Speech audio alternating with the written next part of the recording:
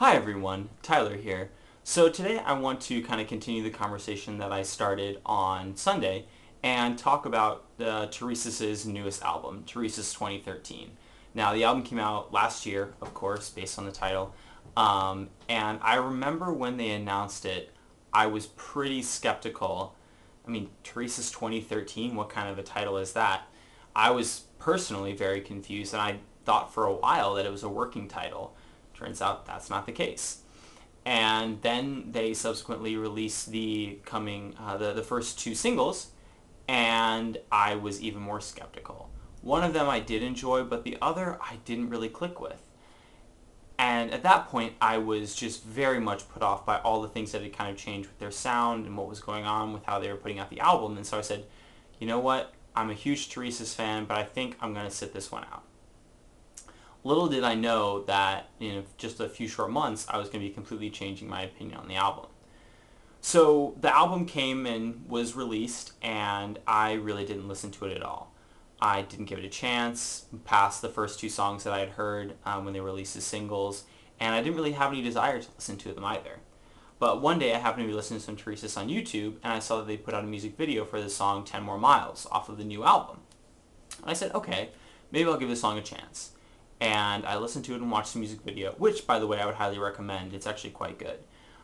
And I was immediately struck by how excellent the track was. The production value, the harmonies, really everything about it was the epitome of Turisas and what I've come to know and love about their sound. So I said, okay, that was really good. Maybe I should give this another chance. So I listened to the track Greek Fire, and I was very much impressed. It's easily the heaviest track on the album and is just fantastic. So I said, okay, I need to give this whole album a try. And I listened to it, and of course there are a couple tracks that I'm not a huge fan of, but overall I really, really enjoy the album. And I think one of the criticisms that it got, especially when it first came out, because people were very confused by the title and things like that, and they didn't really know what to make of it. So I think what happened is people saw that and had a knee-jerk reaction and said, wow, this is really different. This is not like Stand Up and Fight, their prior album. This is not at all like that. This isn't like other Turisas music. And I think a lot of people just kind of put it by the wayside. And I think looking back at their discography, I think it becomes more clear why this album is the way it is. Now, of course, when you think about Turisas, you probably think about their, big tracks, To Home Garden Beyond, Rasputin, Battle Metal, things like that, off of their first couple albums, or maybe Stand Up and Fight off their prior album right before Turisas 2013.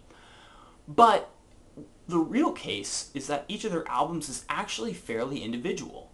When you go through and listen to them and compare them to the album before and the album after, there are at least relatively significant changes in the kind of musical stylings that appear on each album. They are very much encapsulations and very much show an evolution in their sound. And I think Turisas 2013 really did the same thing. I think their problem was they didn't lead with some of the more powerful tracks, and people kind of mistook that as saying the whole album wasn't going to be like that. But songs like We Ride Together, my personal favorite, 10 More Miles, Greek Fire, they really bring the heavy metal, so to speak. While there are other tracks that are a little bit more relaxed and more laid back. So I think that and especially with the title very different, you've got Battle Metal, The Varangian Way, and Stand Up and Fight as their other three albums. They catch your attention, the artwork on the front is very eye-catching, and I think that the difference in this one very much said to people, I'm not sure that I really want to listen to this.